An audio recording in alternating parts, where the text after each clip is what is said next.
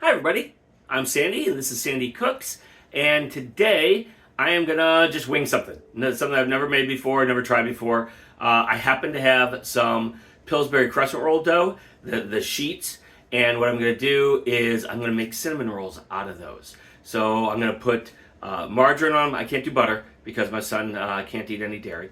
So I'm gonna use non-dairy margarine. I'm gonna put brown sugar on and cinnamon, roll them up, slice them, and we're gonna bake them. So I'm cheating because I'm using Pillsbury, but there's nothing wrong with that. It's good dough. You can make beignets with their pizza dough. You can make all kinds of things with their stuff. So good uses there. Anyway, Pillsbury Crescent Roll dough this time, and I'm gonna make cinnamon rolls. So come along with me and let's get this done.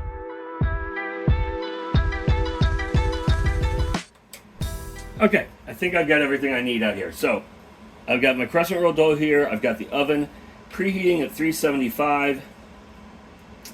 And I have some Fleischmann's margarine, which is non-dairy, that I can use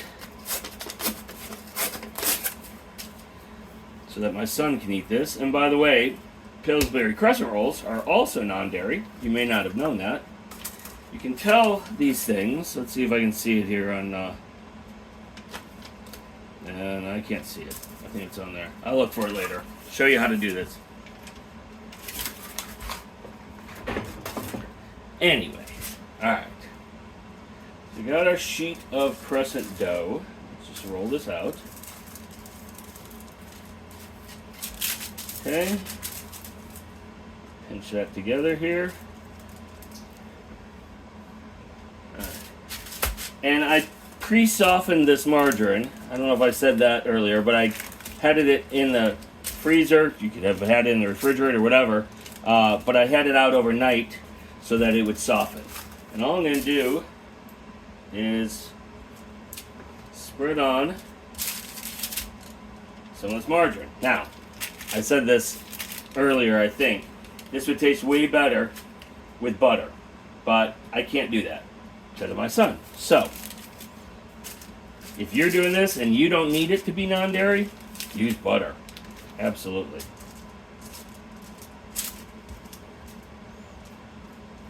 I apologize if my arm is in the way there holding this down. This is just parchment paper that I've got this on, so it won't stick so badly.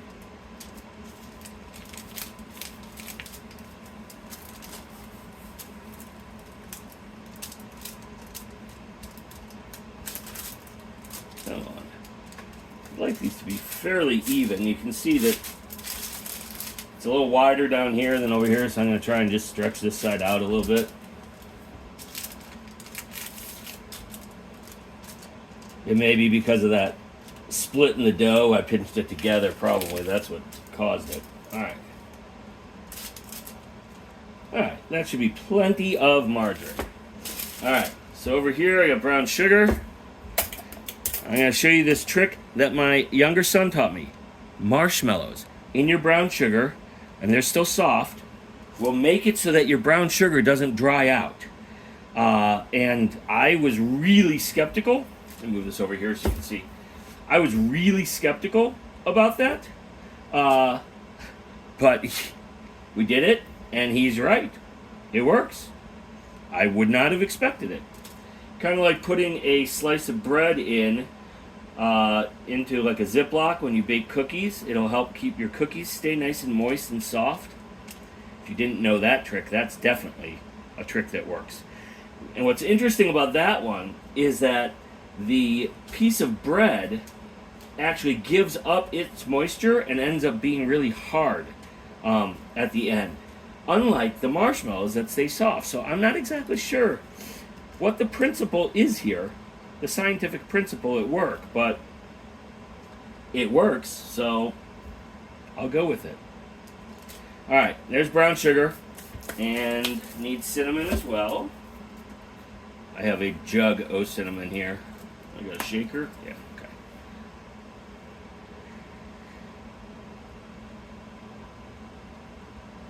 What are cinnamon rolls with, come on, without lots of cinnamon? kind of the point, isn't it? Well, that and the ooey gooey icing, of course. Which and of course I can't make cream cheese frosting for these. Again, this is really getting clogged up here because of my son. Hopefully I didn't put too much cinnamon on there, and I may have. All right, so I'm going to roll this the short way. Well, I don't know if you describe this as the long way. I want bigger cinnamon rolls, so I'm going the long way down here so that they end up thicker, if that makes sense. All right, there we go. And I'm just going to go about an inch.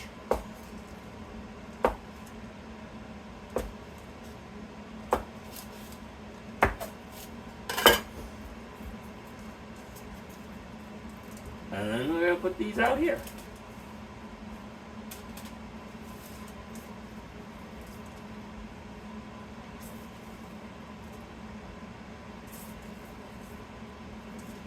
We will see how these turn out. I don't know how they're going to turn out. Pinch these closed a little bit so that they stay. You can see they're unwrapping a little bit, so I'm just going to give them a pinch right there. Okay, just pinch right there to hold it. Okay, so there's that one. I have a second one I'm going to do.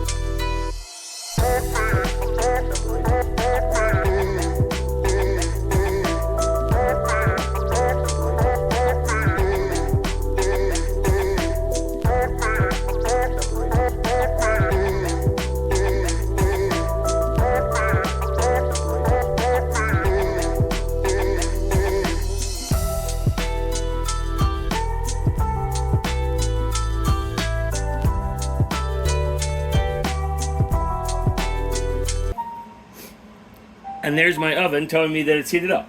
So these are going to go right into the oven. It says that these should go in for 10 to 13 minutes. It's probably going to take longer than that because of all the other stuff that's in there. But we'll start them at 10 minutes and we'll take a peek. Alright, into the oven they go, in the middle. And I'm going to start them at 10 minutes, like I said. Okay, so now I'm going to make the icing for this. Very simple.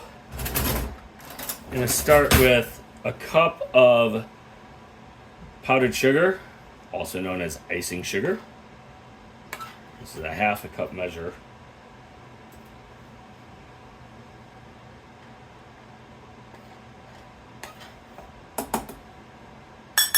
Alright, that's 1 cup. And over here, I'm going to add just 1 teaspoon of soy milk. Of course, you could use regular milk for this. That may not be enough. Doesn't look like it's going to be. But it doesn't take a lot of moisture, so I'm going to add this slowly. I'm going to add another teaspoon. Because it'll kind of all collapse at once when it goes, I think. Yeah. I need much more than that, but I'm not going too fast. I'm going to add 2 teaspoons. Whoops. No, I'm not. 1.5 teaspoons. Don't even have to really measure it. Okay, it's starting to get goopy, though. Okay, which means we're close to actually having it all come together here. See, it comes together quickly once you've got enough moisture there. So the question then becomes, how thick is right? It's pretty good. That's like ribbon. That should work, because I can just spoon that over them and it'll melt really nicely. All right. That's what I'm going with. All right, it's been 10 minutes. Let's take a look. Okay, actually they don't look too bad. I'm gonna let them go another 2 minutes, I think. Okay, my timer just went off. Those 2 minutes are over. And it's time to take this out. Now, I did make a mistake. Here, all right. I used a pan. Oh, I got a problem. All right. Shoot. All right, hold on.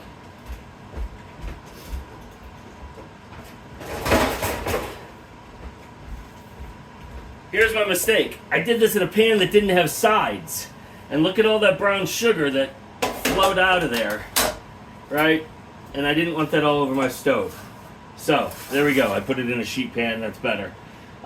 Anyway, these don't look bad. They didn't quite open up the way I wanted them to, but I bet they're going to taste good. So, there you go. Cinnamon rolls made with crescent dough, and I'm sure they're going to taste awesome, but they ended up not looking all that great. Except that I skipped the last step, which is putting the icing on. So, I'm going to do that now.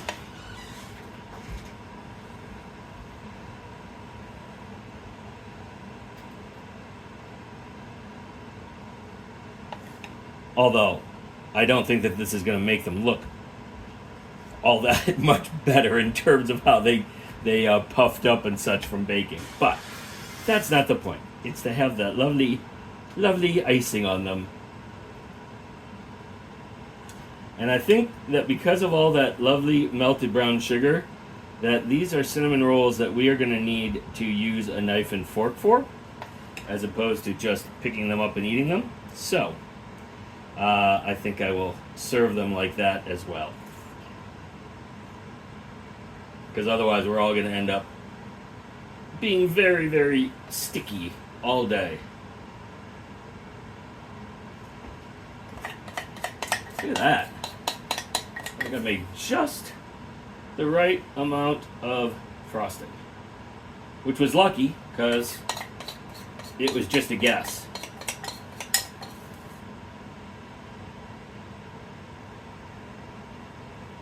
These are going to be plenty sweet with all that brown sugar. All right.